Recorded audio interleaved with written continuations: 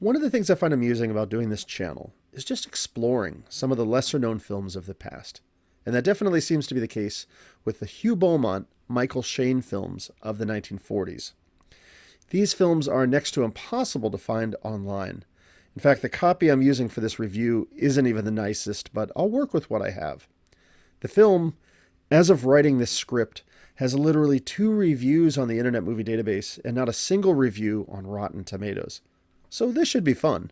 Larceny in Her Heart from 1946 is the second of the Michael Shayne detective films, featuring Hugh Beaumont as Brett Halliday's Michael Shayne character, the gumshoe detective. And the story involves the death of a young woman that Shayne needs to piece together to try to figure out while avoiding the meddlesome detective Rafferty, who would like nothing more than to have Shayne locked up. Cheryl Walker also co-stars here. I'll summarize the film, spoiler-free, and then offer some closing thoughts. So the film opens up and we have Michael Shayne, played by Hugh Beaumont, and he's getting ready to take a vacation with his lovely secretary Phyllis, played by Cheryl Walker. However, before they can leave, wouldn't you know it, a wealthy fellow named Burton Stallings arrives. He's played by actor Gordon Richards. He wants to hire Shayne to find his missing stepdaughter Helen.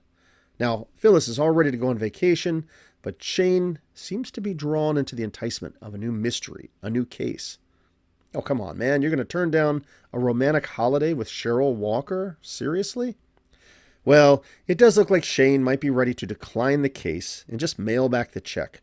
But then suddenly, a drunken woman arrives, stumbles in, and mumbles something about Starling before collapsing. He carries her into a couch. Now, this is the character Helen. So Shayne figures he can wrap up this case pretty quick, and he takes Phyllis to the train with a promise that he will join her in 48 hours. However, when he returns, he discovers that Helen has been strangled and is dead. What? So Sergeant Pete Rafferty, played by Ralph Dunn, who really has it in for Shayne, he gets a report of a scream that was heard at Shayne's office, and he goes to investigate. Chief Gentry, played by Charles C. Wilson, goes along as well. Well, Shayne makes some excuses to get rid of these detectives, and a little bit later, the character Tim Rourke shows up. He's played by actor Paul Breyer. This is his reporter friend, and he learns from him that Helen had apparently sued Stallings for part of his estate, but had later dropped the suit. Now, Stallings shows up, and Shayne questions him about the lawsuit, and also finds out that Helen was dating the sketchy nightclub owner Arched Doubler, played by Charles Quigley. Shayne sends Tim out to get a vehicle so they can try to stealthily move this body. But when he gets back, the body is gone. What? Well, Tim leaves. He's going home to get some sleep. And Shayne goes through Helen's things and finds a matchbook for Club Magnolia. So Shayne goes to check that place out. He tries to get past the doorman, but is promptly slugged and left in an alley. Kind of like the last film. Is he going to get punched a lot? I said you can't go in there. Let it go me. Oh.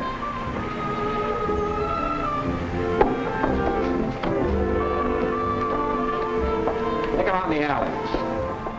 Now, the character Whit Marlowe, played by Lee Bennett, is also looking for Helen as well, because she's his girl. But Arch Doubler has him knocked out as well and dumped into the same alley with Shayne. Now, Shayne wakes up first and goes through Whit's stuff and figures out he's the trumpet player interested in Helen, and also learns that they were secretly married.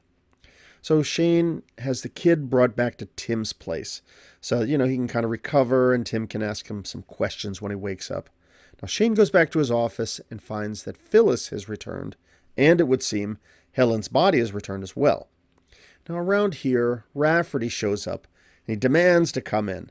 They apparently got a tip that the body was there, and they go investigating.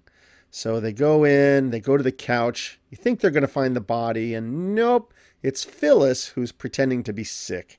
So Rafferty apologizes and leaves. Well, Tim and Shayne bring the body of Helen to the Stallings, and they leave it there so that it will be found and brought to the morgue. A little morbid, but okay. So a little bit later, Shayne heads to the Stallings, and at the door he gets friendly with the character Lucille, the maid, played by actress Julia McMillian. She was in the last film as well, Murder Is My Business. He gives her a ride home, and she tells him that Helen's alcoholic mother was in a sanitarium and might know some of the family's secrets. She seems really interested in him romantically, but as he needs more information, he sets up a date for later. Now Shayne heads to the morgue with Starlings to identify the body, that of Helen, and they're able to confirm it's her or someone that might just look just like her. Shayne goes out for his date with Lucille and goes to pick her up, but at her room finds her unconscious, so he calls for a doctor. Now, while the doctor is there, Mike has a plan. He's going to get himself committed to Doc Patterson's sanitarium, where supposedly Mrs. Stallings has been held as a patient. He has Phyllis play his long-suffering wife, and Tim is his backup man. That way, he can get in to this sanitarium and avoid suspicion. He'll just pretend he's like a raging drunk and he's getting locked up. Now, once inside, he hams it up as just this alcoholic character. They're like, P.U., does he smell like a distillery? It's actually a pretty funny scene as he pretends to be this goofy drunk. He gets the usual treatment and a bunch of silliness follows.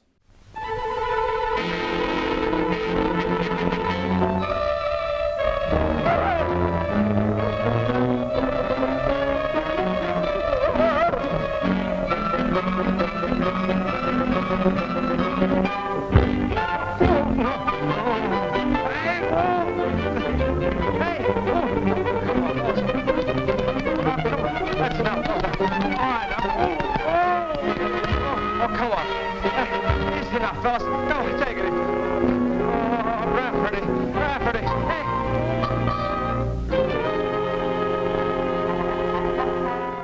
So now that he's on the inside, Shayne starts snooping around and he's able to find out that indeed there is a woman restrained in one of the rooms of the sanitarium. But is it the woman he's looking for? Can he get away with solving this mystery, or is his life in danger? Well, with not much time left in the film, I won't spoil the ending, and I'll let you check this one out for yourself. But let me offer some closing thoughts here. Larceny in the Heart was released in 1946 and was directed by Sam Newfield. It was produced by PRC Pictures. The film's working title was Crime in the Night. And again, the Michael Shayne private detective character was created during the late 1930s by writer Brett Halliday. So this is just a continuation of the adventures of this character. This was the second of 5 of the Hugh Beaumont Michael Shayne films, and I enjoyed this one. My thoughts on the film is that it's very direct. There's not a lot of complexity to the story. There's not a lot of suspects or red herrings and so on, but it's just a straight-up murder mystery that includes a little bit of silliness, when Shayne lets himself get checked into a sanitarium to finish his investigation. I really found that portion of the film to be unexpectedly funny because so far Hugh Beaumont, he's played the role fairly straight. So seeing him get into this goofy role where they're, putting him in an ice bath, I thought it was actually pretty funny.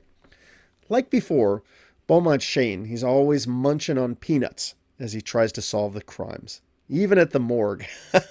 So I like that detail about his character. Other themes I've noticed in the film, kind of continuing from the first film, would be his romantic involvement with the character Phyllis, Cheryl Walker's character. In the previous film, Murder is My Business, it's implied that the two of these have a romantic relationship as well. So, again, it's kind of a different direction than the Lloyd Nolan Michael Shayne films, where he just sort of seemed to bumble from one failed relationship to another. Now, Cheryl Walker would return to the role of Phyllis again in 3 on a Ticket. So you can bet I'll be reviewing that in the future. So there are 3 more Michael Shayne films in the Hugh Beaumont series, and then, well, darn, I guess I've seen them all. So to my 3 fans, let me ask, if I want to check out some other films with a likable gumshoe detective character, obviously from the golden era of Hollywood, do you have any recommendations? Well, please let me know in the comments, and I'll try to check them out. So that's my review of Larceny in the Heart from 1946. It was an enjoyable, not overly deep, Michael Shayne detective film, and it's one worth checking out.